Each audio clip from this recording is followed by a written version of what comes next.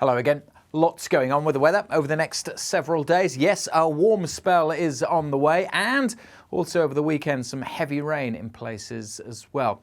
More on that in just a moment. For Friday, though, it's more of a classic north-south split. Now, the weather's no respecter of borders, but generally speaking, across Scotland and Northern Ireland, that's where we'll see gusty conditions and a spell of rain moving its way slowly southwards. That rain will eventually arrive across northern parts of England and Wales, but for most of England and Wales, much of Friday it will be dry and fine with some cloud, but also some sunshine around as well.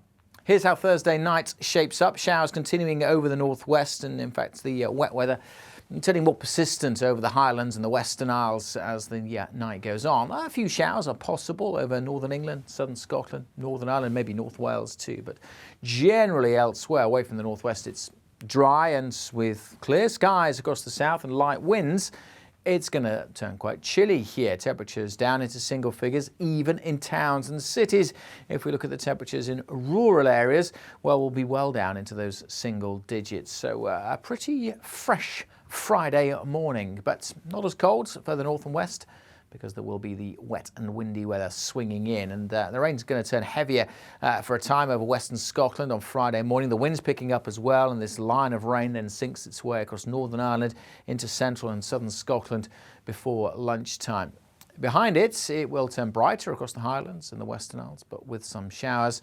And ahead of it, although there will be a fair bit of cloud at times, much of England and Wales will be dry and bright again with some sunny spells. Eventually, though, that weather front, it is a weather front, this line of rain will arrive over parts of Cumbria, bringing some wet conditions here to end Friday. Either side of that weather front, we should see some bright or sunny spells, and temperatures will respond to a bit of sunshine, 17, 18 possible across Aberdeenshire, and further south, widely in the high teens, and again East Anglia in the southeast getting into the low 20s. But with a brisk wind developing, it will feel fresher than that across northern Britain.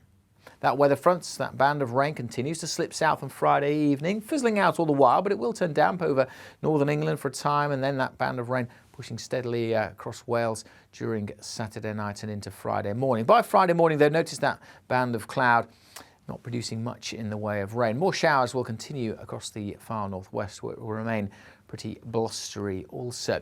So that line of clouds and diminishing rain is a weather front. That slips away on Saturday. High pressure in charge across the south, but low pressure systems driving in further north. The isobars squeezing together. So it's going to be a windy weekend, particularly across the north.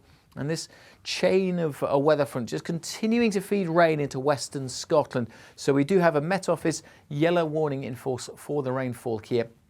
100 millimetres of rain, 150 millimetres of rain, maybe up to 160 over the hills. So yes, that could cause a few issues. So we do have that warning in force across parts of western Scotland.